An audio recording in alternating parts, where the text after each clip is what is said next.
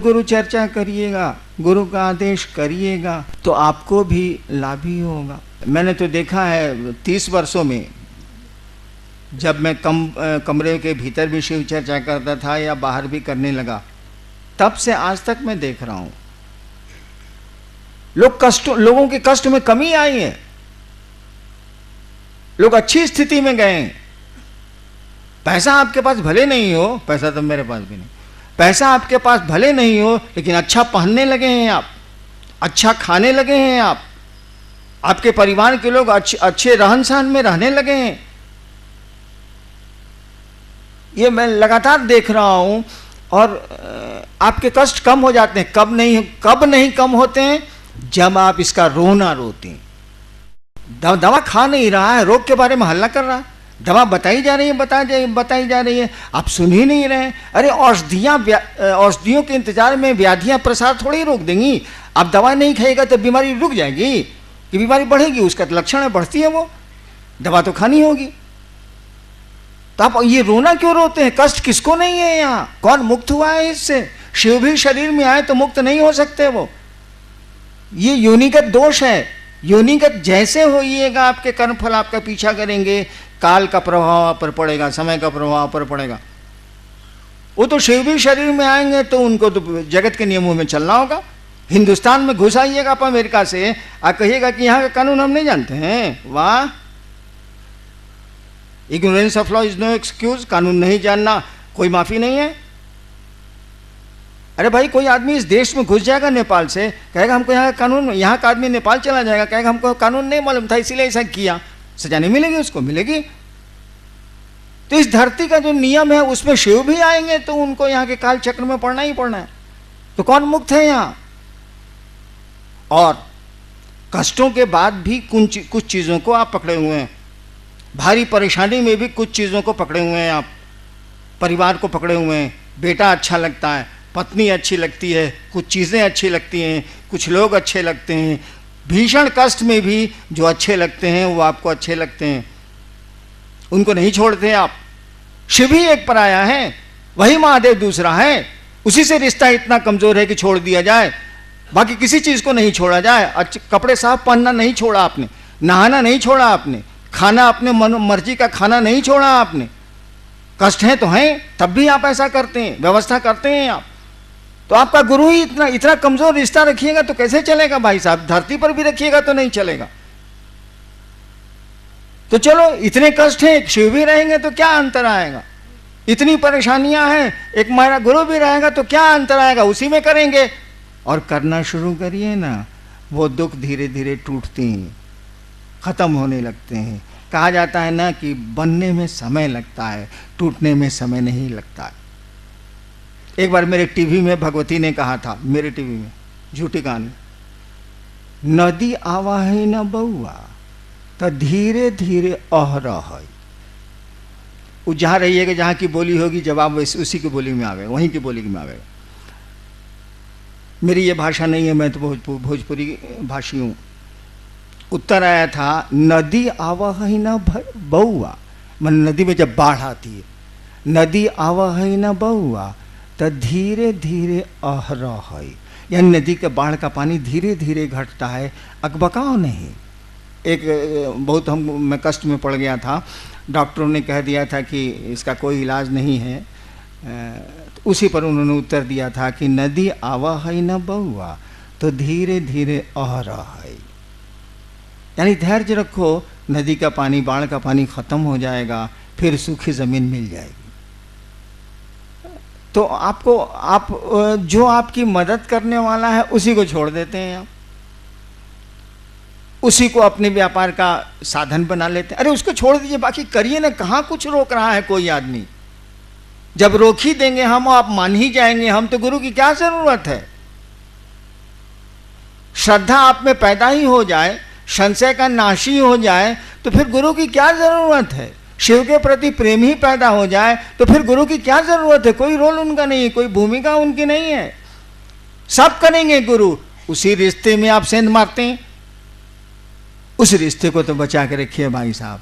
हम लोग सारे लोग आपकी मदद करने को तैयार हैं। मैं तो निश्चित ही आपकी मदद करूंगा।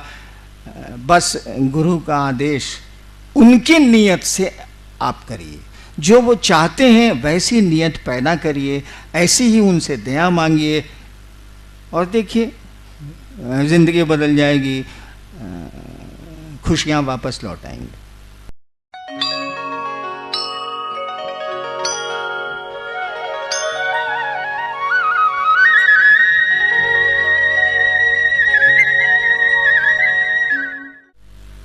बातें हुई, जिज्ञासाएं भी आई। मैंने जो देखा या सुना, किसी ने शिवलिंग पर पूछा, किसी ने कहा कि अन्नू भैया सार्थकता बोलते हैं शिव की, शिवलिंग की, साहब कुछ नहीं बोलते। किसी ने कुंडलनी साधना पर पूछा, हालांकि आज विषय कुंडलनी साधना का नहीं था। एक बात समझिए, इस पूरी दुनिया का रहस्य क्या है? बात हुई है इस पर।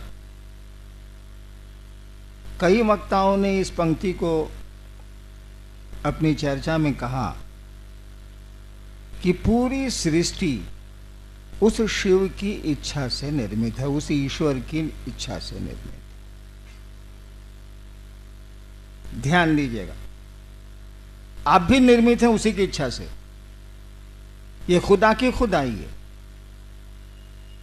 उसकी इच्छा से यहां सब कुछ निर्मित है, चल भी रहा है, टूट भी रहा है, फिर निर्माण हो रहा है। क्या वह इच्छा आपके पास है? मैं महोत्सव में नहीं बोल रहा, इसीलिए समझने की कोशिश करिए। वह इच्छा आपके पास भी है। क्या नहीं बनाए हम लोगों ने, बनाते चले जा रहे हैं। बीमारियों से लड़ने के साधन, रहने की व्यवस्था, आवागमन के नए नए उपाय, आवाम, क्या नहीं बनाए? किस चीज से बनाए? अगर सोचा नहीं होता, अगर संकल्प नहीं लिया होता, न टेबल बनता, न मकान बनता, न हवाई जहाज बनते, न पनडुब्बियां बनती। किसी ने सोचा, ज्ञान लिया, क्रिया की, यानी मूल बात है उसकी सोच, उसकी इच्छा। उसकी इच्छा, उस कहा जाता है कि शिव की इच्छा में तो बड़ा बल है, उसकी इच्छा ही शक्ति है। कहा जाता है शिव की इच्छा ही शक्ति है। शिव शक्तियों से जाने जाते हैं, उसी की इच्छा से वो जाने जाएंगे। वो आप में भी आई है और बहुत कुछ तोड़ते हैं आप, बहुत कुछ बनाते हैं आप, बहुत कुछ रखते हैं आप। और इसके पीछे एक ही रहस्य है, आपका संकल्प। संकल्प शब्द का प्रयोग इसीलिए किया गया है कि आपकी इच्छा थोड़ी कमजोर है उस ईश्वर से। आप अस्पताल जा रहे हैं, नहीं भी जा सकते हैं। आप सर्कस देखने गए हैं, लौट आ सकते हैं। कोई घटना आपको वापस बुला सकती है। यानी इच्छा है आपकी कि आज सिनेमा जाएंगे, सिनेमा हॉल में बैठे भी हैं आप सिनेमा देखने को, और दुर्घटनाएं आपको घर भेज देती हैं, दूसरी जगह भेज देती हैं, और आपको जाना पड़ता है। यानी इच्छा तो है सिनेमा देखने की, लेकिन वो इच्छा टूट गई, किसी ने तोड़ दिया या टूट गई। यानी हमारी आपकी इच्छा है कमजोर, लेकिन यही इच्छा जब संकल्प का रूप लेती है, यही इच्छा जब भाव का रूप लेती है, एक ही चीज है वो, प्रेम, भाव और विचार। इच्छा जिसको बोलते हैं, इच्छा में विचार ही है, थॉट्स है। वही इच्छा जब मजबूत होती है तो आप इसको भाव शब्द देते हैं, है वही। यही भाव जब मजबूत होते हैं तब आप प्रेम या दुश्मनी जो कहिए, आप प्रेम का रूप देते हैं, है वही।